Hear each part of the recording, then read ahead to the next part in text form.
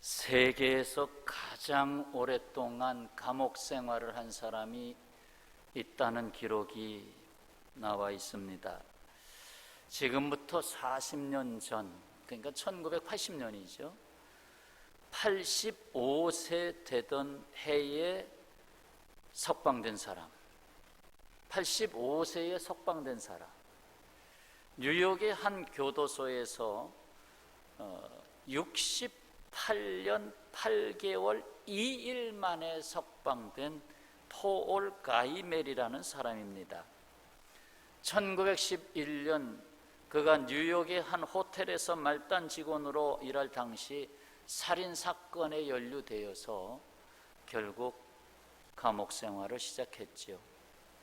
기나긴 세월 속에서 인생을 다 어떻게 보면 감옥에서 70년 가까이를 보내고 비로소 자유의 몸이 됐는데, 생각해 봅니다. 이제 돌아왔어요. 집으로 돌아왔어요. 그때 뭐라고 했겠어요? 이제 자유다 하면서 참 자유를 누렸을까요? 그에게 새로운 인생의 시작점으로 다시 찍으면서 출발할 수 있었을까요? 아닐 겁니다. 그의 몸은 비록 자유함을 얻었다고 하지만 그의 마음속에 이 현실이라고 한 삶 속에 또 부딪혀오는 염려, 근심, 또 사람들이 이제 세상에 나와서 뭐 하려고, 여러 가지 눈초리들, 과연 그가 자유를 얻었을까요? 오히려 그는 마음의 감옥에 갇혀서 마지막 인생을 살아갔으리라고 생각합니다. 벌써 2020년도 7개월 이상 지나갔습니다. 항상 새해 첫날이 되면 새로운 각오를 하고 새로운 출발을 다짐합니다. 그러나 끊임없이 새해 달력을 바꾸어 걸었지만 새로운 출발의 감격 얼마나 있었나요? 오히려 나이살 하나 더 먹은 것이 짐이 되지는 않았나요? 우리는 거듭하여 해가 바뀌어도 여전히 되풀이되는 인간의 삶과 인류의 역사를 보아왔습니다. 그렇습니다. 새로운 시작은 날짜의 개념으로 설명되지 않습니다. 어떤 해가 바뀜으로 설명되지 않습니다. 정권이 바뀜으로 설명되지 않습니다. 그래서 솔로몬은 전도서에서 이 깨달음을 전합니다. 이미 있던 것이 후에 다시 있겠고 이미 한 일을 후에 다시 할지라 해 아래에는 새 것이 없나니, 새 것이 없나니 무엇을 가리켜 이르기를 보라, 이것이 새 것이라 할 것이 있으랴. 그래서 헛되다고 한 거죠. 새 것이 없으니까. 자, 물고기가 물 밖으로 튀어나왔습니다. 그런데 자신의 힘으로 다시 물속으로 들어갈 수가 없습니다. 이처럼 하나님을 떠난 인간은 하나님을 찾아서 스스로 들어갈 수가 없습니다. 다시 물 밖으로 나온 이 물고기가 죽음을 앞두고 펄떡펄떡 거리다가 결국 죽어가듯이 이 세상 인간의 삶은 번민과 고통, 불안과 염려, 질병과 재난, 분쟁과 전쟁으로 죽음에 이르는 중병으로 헐떡거리고 있습니다. 그렇습니다. 인간의 새로운 삶의 시작은 바깥에서부터 찾아올 수 없습니다. 이 세상의 그 어떤 것으로도 새 것을 찾아올 수가 없습니다. 바로 인간의 심령의 변화로부터 오는 것입니다. 심령의 변화. 그래서 사도 바울은 이러한 변화를 이렇게 전하고 있습니다.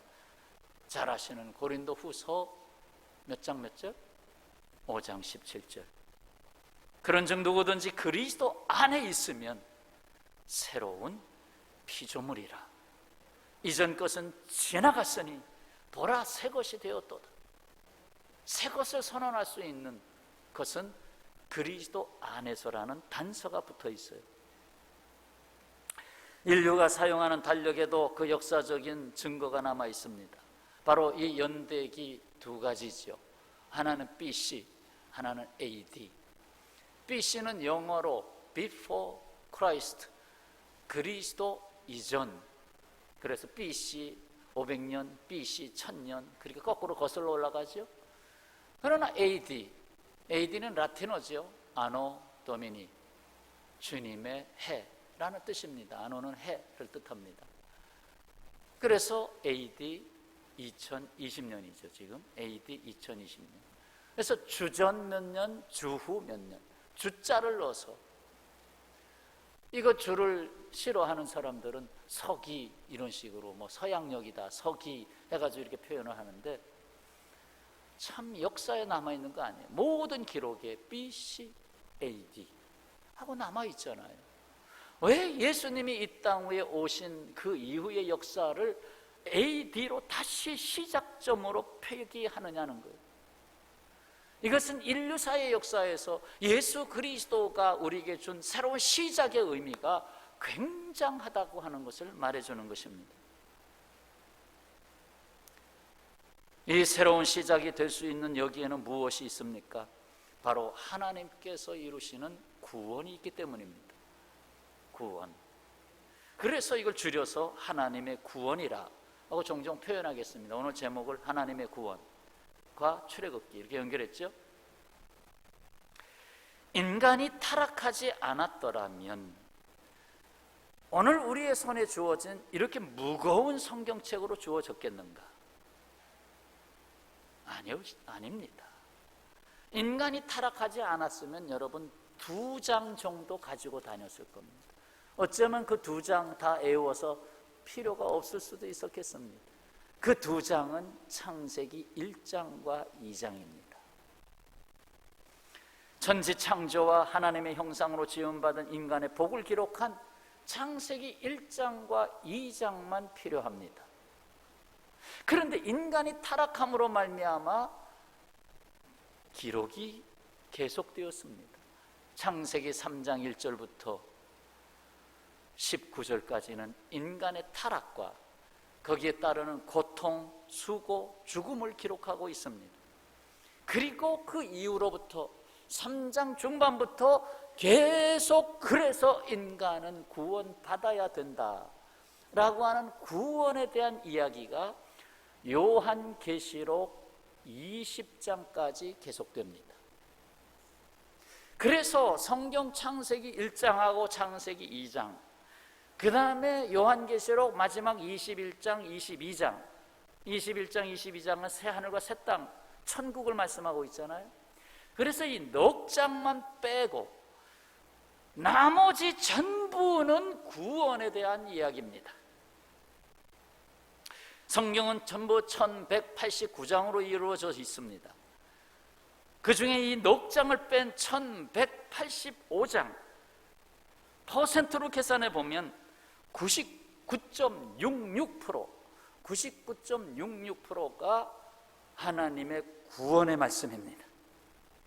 그 구원을 위해서 선지자들이 왔고, 그 구원을 알게 하기 위해서 하나님 우리와 언약을 맺고, 그 구원을 위해서 예수님이 오셨고, 그 구원을 완성하기 위해서 예수님 재림하십니다. 하나님의 구원은 곧 인간의 새로운 시작을 말하고 있습니다. 정말 내 인생이 무엇으로 시작될 수 있는가? 보라, 새로운 피조물이다. 이것은 구원으로 남지 않고는 도무지 이루어질 수가 없어요. 뭐 조금 모양은 바꿀 수 있겠죠. 머리 모양 바꾸고, 눈도 좀 좋게 좀 수정체도 갈아 끼고, 심장도 갈아 끼고. 그러나 정말 새로운 피조물인가? 이 새로운 시작은 창조와 격이 같아요. 하나님이 창조하신 것과 이 구원은 격이 같아요. 그래서 새로운 피조물이 되는 것이고, 이전 것은 지나가고 새 것이 되는 겁니다. 자, 요셉이 총리 대신이 되고 이스라엘 민족을 끌어들였죠. 그래서 아버지 야곱과 그의 형제들 집안 다 한 70명 정도 끌어들였습니다. 이때에 아버지 야곱이 바로 앞에 인사를 드리게 됐습니다. 바로가 묻죠. 연세가 얼마나 되셨소? 그러니까 창세기 47장 9절에서 야곱이 대답합니다. 내 나그네 길의 세월이 130년이니이다. 내 나이가 얼마 못 되니 우리 조상의 나그네 길의 연조에 미치지 못하나 험악한 세월을 보내었나이다.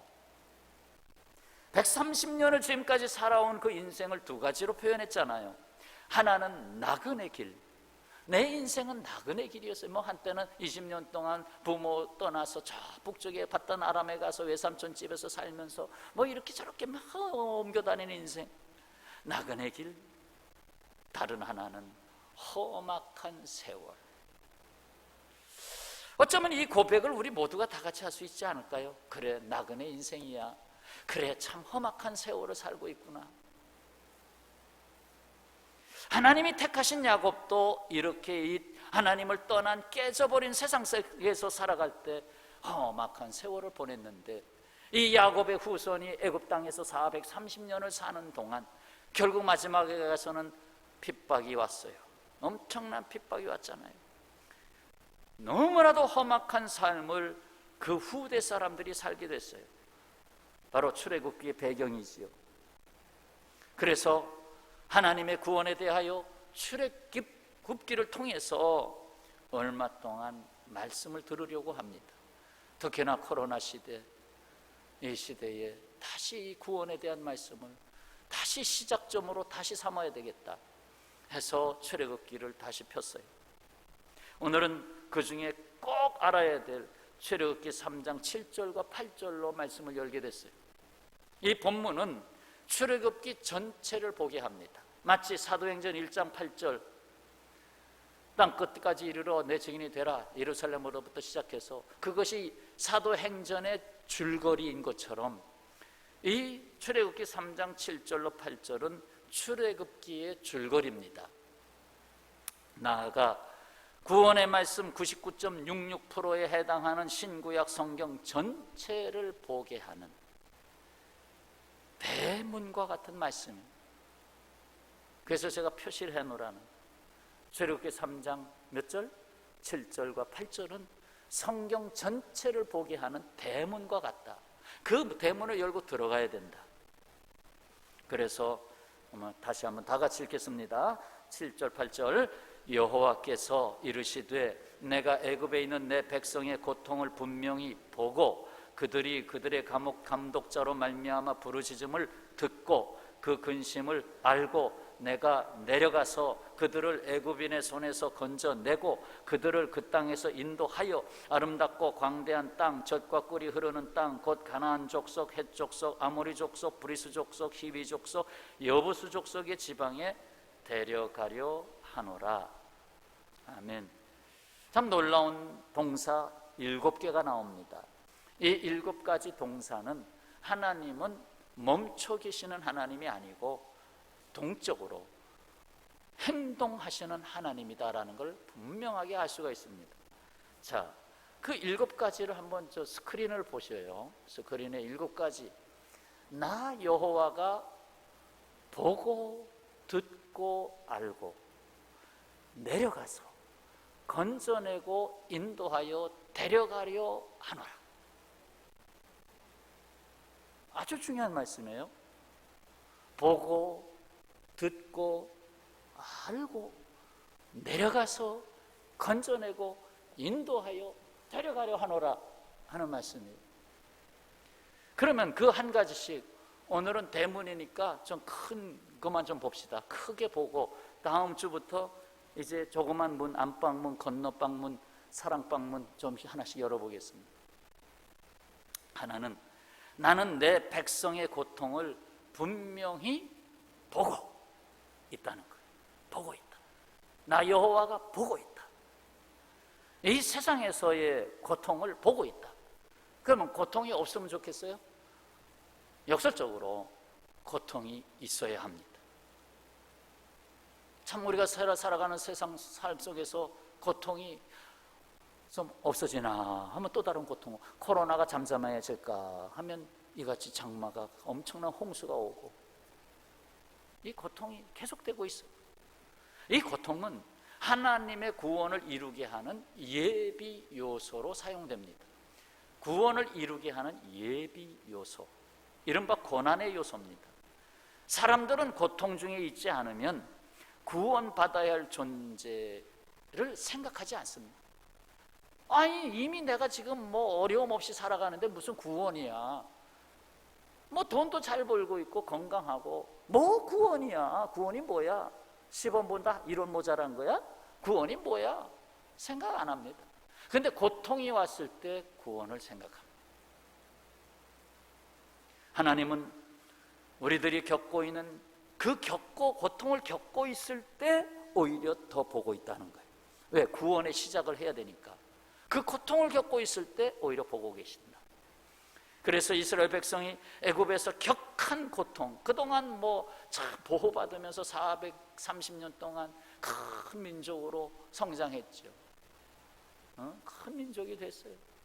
그 이제 됐다 하는데 그때의 고통이 강하게 오기 시작한 거예요. 보십니다. 내가 고통 중에 있을 때 보십니다. 보셔요. 따라서 하십시오. 주께서 나를 보고 계신다. 네, 보고 계시. 자, 두 번째 사실은 나는 내 백성의 부르짖음을 듣고 있다. 듣고 있다. 인간이 고통과 절망 중에 처했을 때 탄식과 부르짖음을 토하게 됩니다. 평상시에는 뭐 릴리야만 보했지만 이 고통이 오니까 탄식이 쏟아지는 거예요. 아휴, 왜 이래 세상이? 왜 이렇게 살아야 돼? 하면서 탄식과 부르짖음, 눈물이 쏟아지는 거예요. 여기서 인간은 비로소 기도하는 존재로 깨어납니다. 기도하는 존재, 하늘을 향하여 기도할 줄 아는 존재로 깨어납니다. 그동안 땅만 팠어요. 근데 눈을 들어 기도하게 됩니다. 그 어떤 것도 의지할 수 없는 상황, 정말 이것은 절망이다라고 하는 그 상황 속에서 하나님께 부르짖습니다. 자, 출애굽기 2장 23절. 여러 해 후에 애굽 왕은 죽었고 이스라엘 자손은 고된 노동으로 말미암아 탄식하며 부르짖으니 그 고된 노동으로 말미암아 부르짖는 소리가 하나님께 상달된지라. 비로소 하나님 귀에 들리는, 하나님이 들으신다. 야, 지금 무슨 소리냐 이게. 하나님은 들으실 준비가 되어 있습니다. 시편 94편 9절. 귀를 지으시니가 듣지 아니하시랴, 눈을 만드시니가 보지 아니하시랴. 예레미야 33장 3절. 너는 내게 부르짖으라, 내가 내게 응답하겠고 내가 알지 못하는 크고 은밀한 일을 내게 보이리라. 그래서 듣고 계신다, 들으신다. 그러니까 우리가 기도하죠. 내가 고통 중에 기도하죠. 들으시니까. 자, 세 번째 단계는 나는 내 백성의 근심을 알고 있다. 알고 있다. 하나님의 전지전능한 지식으로 알고 계신 거예요. 애굽 사람의 무자비한 노동의 그 강요 때문에 그저 어제 밤늦게까지 일해서 온몸이 지금 막 쑤시고 아프고 안 아픈 데가 없는데 아침에 해가 뜨기 전에 또 일어나서 또 그 격한 노동의 현장으로 나가야 돼. 그러니 오늘 일어나서 눈을 뜬 것 자체가 근심이야. 내가 오늘 숨 쉬고 있다는 것 자체가 근심이야. 근데 하나님은 그 근심을 알고 계신다는 거예요. 사람들이 알아주지도 않고 사람들에게 알게 하고 싶지도 않은 근심을 하나님은 알고 계십니다. 내 근심을 알고 계십니다. 하나님은 우리 인생의 시작과 끝을 알고 계십니다. 하나님은 우리에게 주시는 내일, 오늘과 내일을 알고 계십니다. 하나님은 이미 백성들과 언약하신 사실, 아브라함의 하나님, 이삭의 하나님, 야곱의 하나님, 그리고 너의 하나님으로 이미 하나님 그 말씀을 가지고 이미 교통하는 하나님께서 내가 내 근심을 알고 있다. 그 근심을 구원으로 바꿔주겠다. 자, 그래서 네 번째 단계, 나는 내 백성에게로 내려가겠다. 사람들은 올라가는데 모든 것이 집중되어 있어요. 지난 주일 꽃들에게 희망을, 예화를 말씀드린 바 있죠. 꽃들에게 희망을 자꾸 올라가잖아요. 그 애벌레가 올라가면 뭐가 있냐, 나도 올라가야 되겠다. 그래서 애벌레 기둥이 만들어지고 그러나 올라가 보니까 아무것도 없어. 저쪽에도 기둥, 저쪽에도 애벌레 기둥, 저쪽에도 애벌레 기둥. 그러다 떨어지면 죽고 결국 낭떠러지가 기다리고 있는 삶으로 갑니다. 그러나 하나님은 인간의 삶의 현장으로 내려오십니다. 출애굽 구원 역사에서는 모세를 통해서 하나님께서 내려오십니다. 보잘것없는 떨기나무에 주님이 불로 임하셔서 모세를 부르시고 모세에게 내려오십니다. 모세의 지팡이가 하나님의 지팡이가 되었습니다. 모세의 말이 하나님의 말씀이 되었습니다.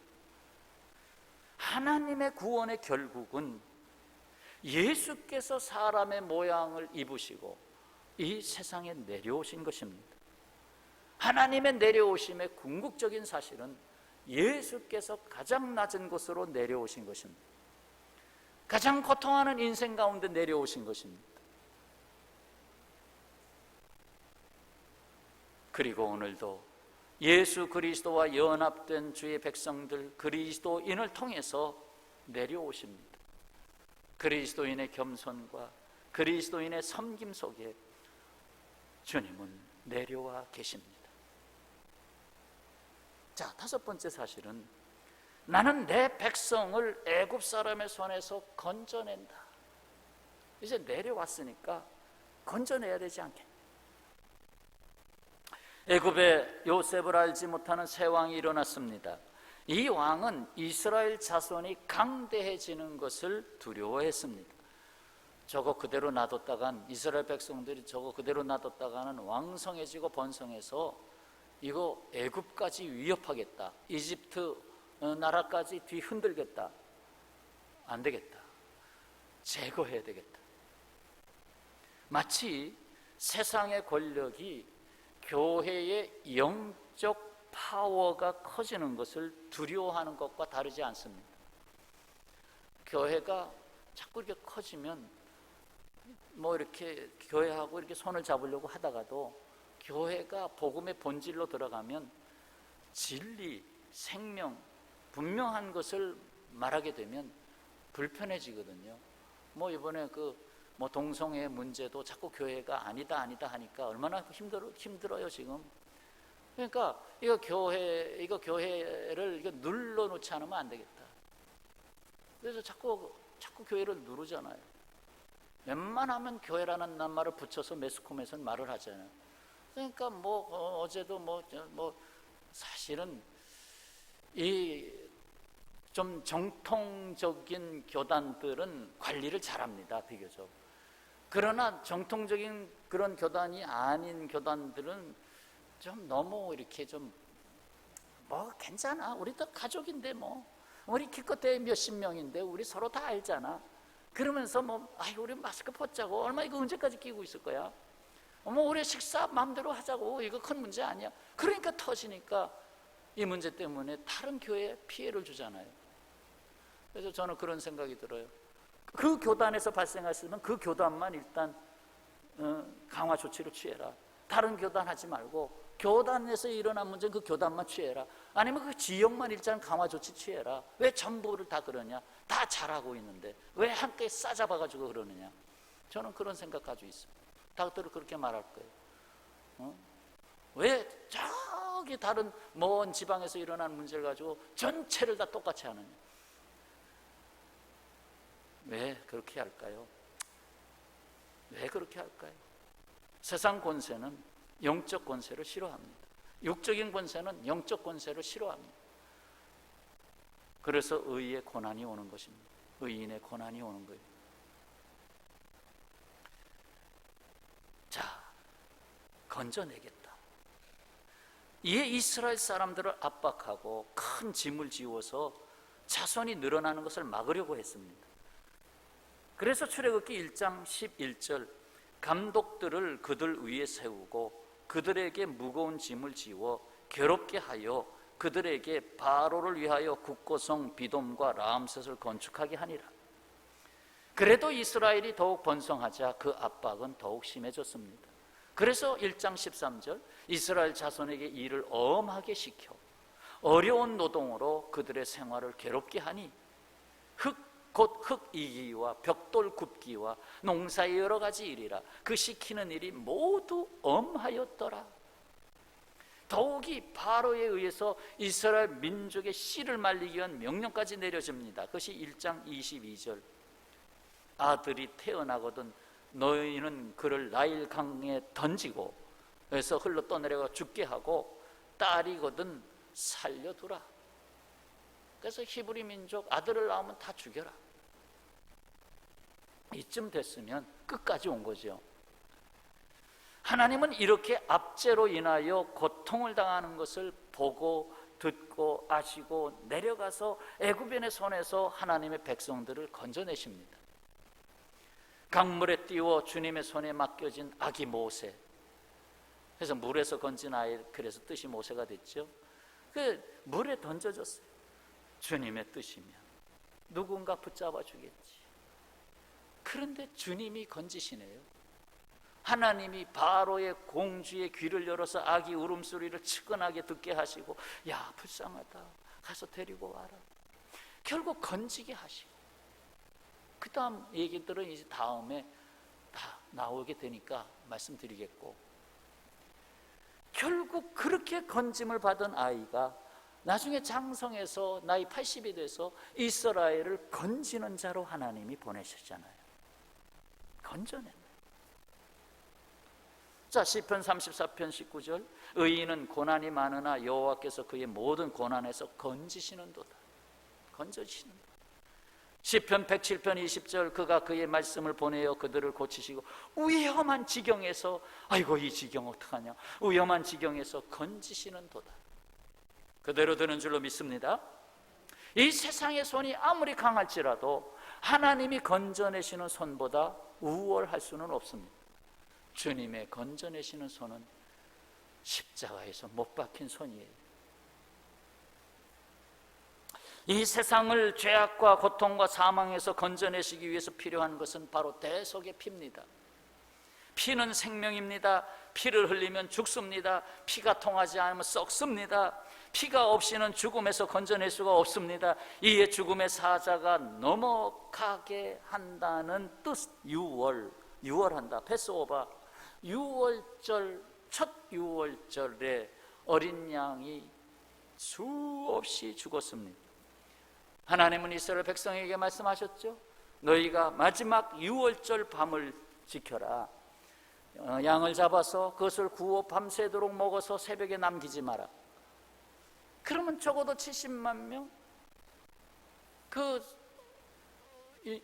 인구들이, 그 많은 사람들이 먹으려면 얼만큼 먹어야 돼요?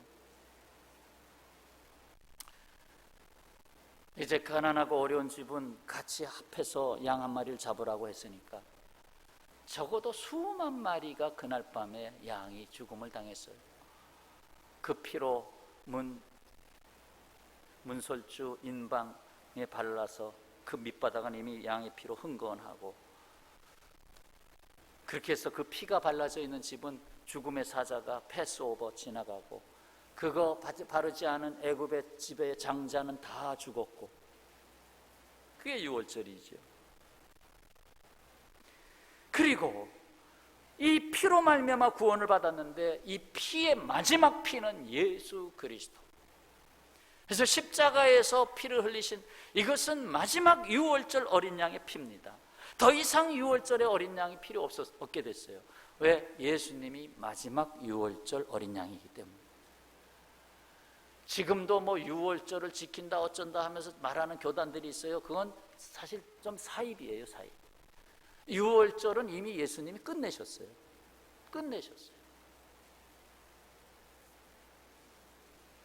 자, 지금 무슨 말씀 들었어요? 하나님이 건져내신다. 건져내시는데 그 건져내기 위해서 꼭 필요한 것은 피였다. 대속의 피였다. 그 다음에 여섯 번째, 나는 내 백성을 그 애굽 땅에서 인도한다. 하나님은 고통받는 하나님의 백성들을 애굽 땅에서 불러내셔야만 했습니다. 애굽 땅에서 살게 할 수는 없어요. 하나님의 계획이 있기 때문에 불러내셔야 했습니다. 이스라엘 백성들이 결국 장자의 죽음이라고 하는 왕자도 죽었으니까 거기에서 결국 바로가 보내라. 그래서 나오잖아요. 해방됐잖아요. 자유를 얻었잖아요.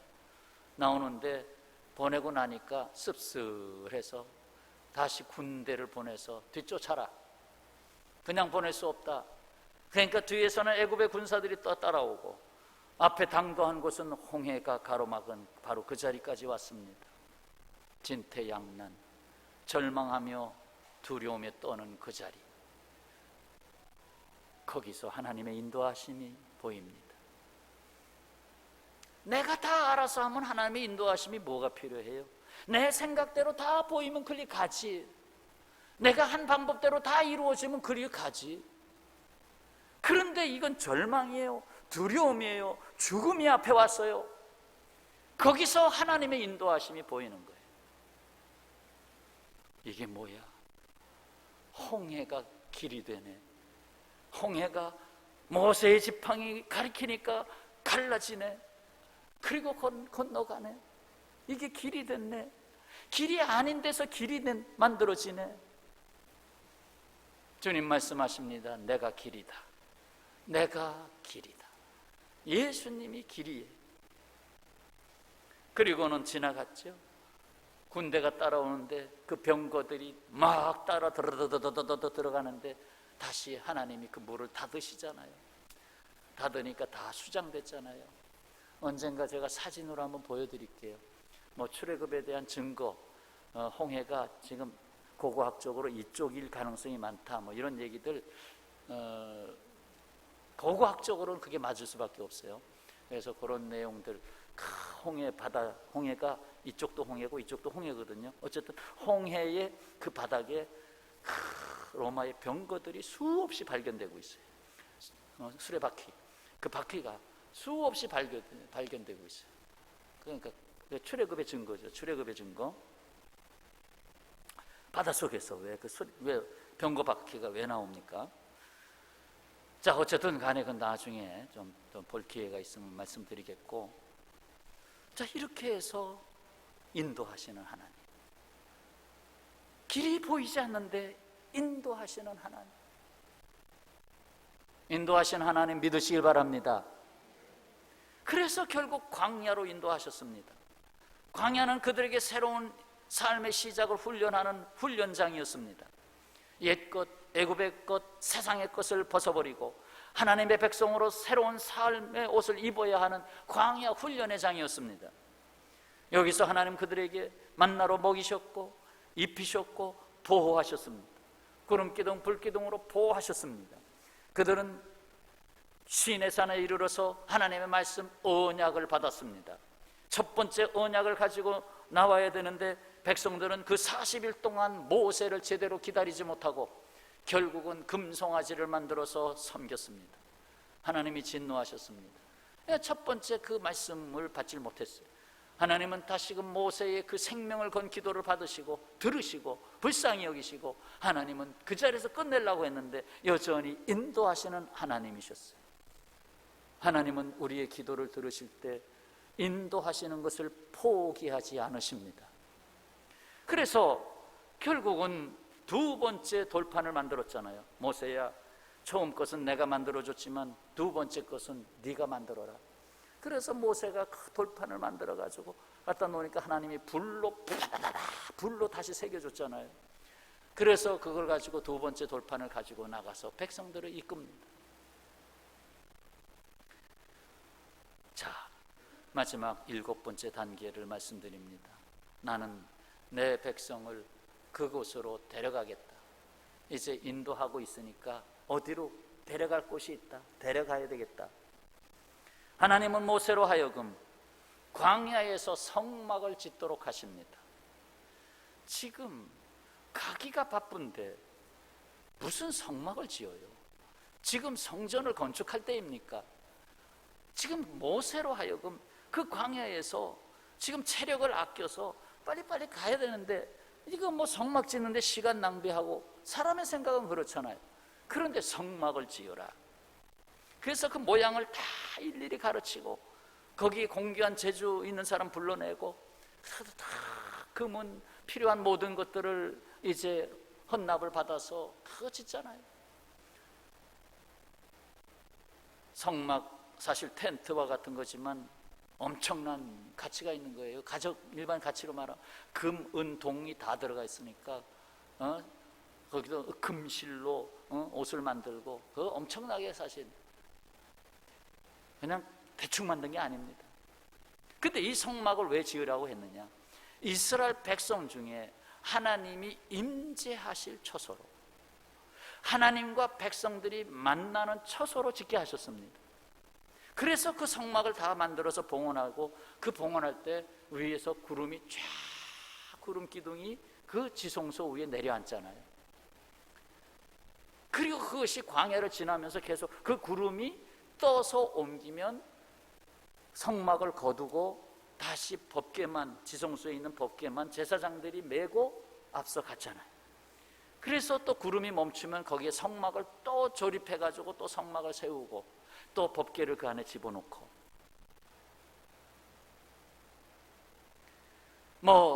가나안 땅 새로운 부동산, 내가 너희들에게 새로운 부동산을 나눠줄 테니까 들어가라, 그건가요? 하나님과 함께하고 하나님께 예배하는 삶을 살도록 하신 것입니다. 결국 하나님과의 교제입니다. 하나님과의 교제 안으로 데려가시겠다는 거예요. 나는 너희 안에, 너는 내 안에, 내가 세상 끝날까지 너희와 항상 함께 있으리라. 그리고 마지막 천국 가서도 마찬가지로 하나님과 함께하는 삶, 하나님이 데려가시고자 하는 것은 하나님이 기뻐하시고 하나님이 원하신 삶으로, 하나님과 교제하는 삶으로 데려가는 것입니다. 그래서 이 출애굽기가 40장으로 이루어졌는데 25장부터 끝장까지는 전부 성막에 대한 말씀입니다. 거의 절반이 성막에 대한 말씀입니다. 그런데 이스라엘은 이 성막에 대한, 그래서 이스라엘 12지파가 머물러서 있을 때는 가운데에 성막이 있었고 가운데에서 구름 기둥이 내려앉았죠. 그럼 우리의 삶의 중심이 항상 가운데를 바라보고, 갈 때는 법궤가 앞서갔죠. 그런 말씀을 항상 바라보고 그렇게 살도록 하나님이 훈련하셨어요. 가나안 땅에 들어가서도 그렇게 해야 되는데 그들의 삶이 가나안 땅에 들어가서 곁눈질했어요. 우상을 섬기게 됐어요. 그래서 가나안 땅에서 그들은 결국 망합니다. 북이스라엘은 아수르 제국에 망하고, 남유다 왕국은 바벨론 제국에 망하고 포로로 잡혀가고, 그나마 예수께서 몇백 년 후에 오셨지만 예수님을 십자가에 못 박은 목이 곧은 그들이 되어서 결국 AD 70년에 로마 제국에 의해서 망했습니다.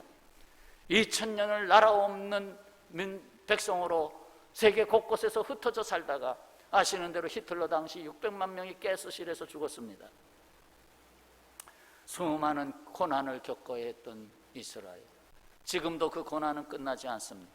고난은 구원을 위한 예비인데 그 예비에 하나님이 왜 고난을 주실까 깨달아 알아야 됩니다.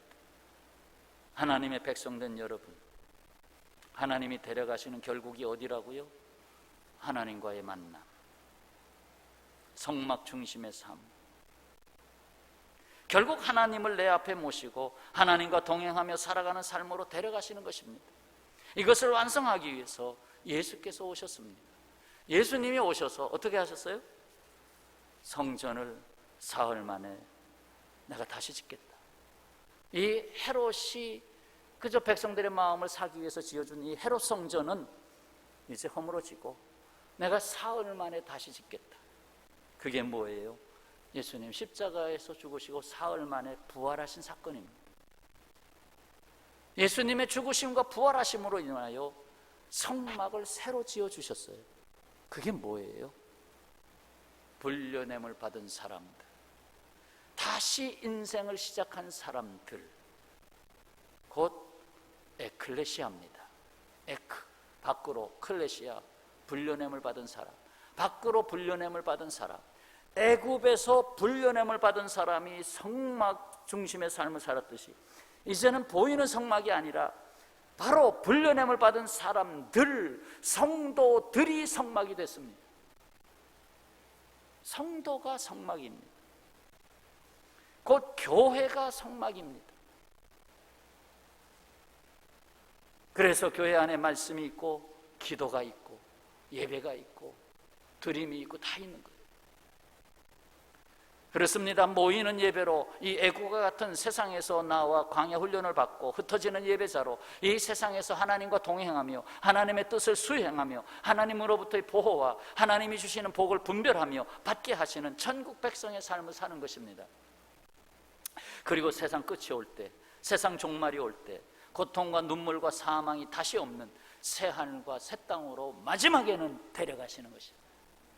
새 하늘과 새 땅으로, 가나안 땅이 아닌 새 하늘과 새 땅으로 데려가시는 것입니다. 성도 여러분, 오늘 우리는 하나님의 구원을 이루는 핵심 단어들을 보았어요. 나 여호와가 보고 듣고 알고 내려가서 건져내고 인도하여 데려가려 하노라. 이것은 출애굽기의 줄거리요, 하나님의 구원 전체의 요약이며 성경 전체의 줄거리입니다. 인생 진정한 시작은 구원에서 시작됩니다. 그때를 시작점으로 하나님이 이미 선포하셨어요. 그래서 출애굽기 12장 1절, 여호와께서 애굽 땅에서 모세와 아론에게 일러 말씀하시되 이 달, 곧 유월 첫 유월절이 있는 이 달을 너희에게 달의 시작, 곧 해의 첫 달이 되게 해라. 시작점이 되게 해라. 출애굽이 시작점이 되게 해라.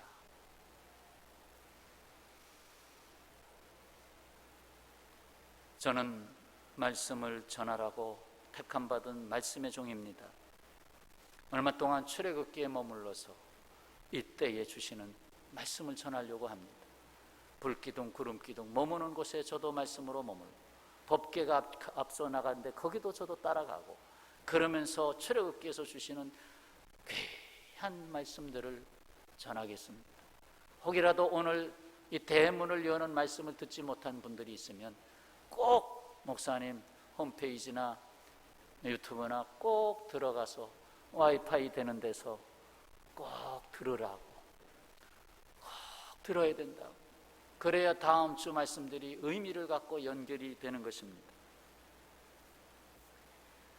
거리두기를 할 수 없는 하나님의 임재 앞에 예배하는 자로 나아가서 살아있는 말씀의 임재 안에서 말씀의 능력으로 역사하는 교회, 이거 이루어야 됩니다. 말씀의 능력으로 역사하는 교회. 그래서 예배 자리에서 하나님의 말씀의 능력이 임하고 치유가 임하고 구원이 임하고 새로운 삶의 복이 임하고 하는 모든 역사가 되어지시는 예배자의 삶의 자리가 되어 나아가 세상을 복주는 여러분 되시기를 주님의 이름으로 축원합니다. 기도하겠습니다.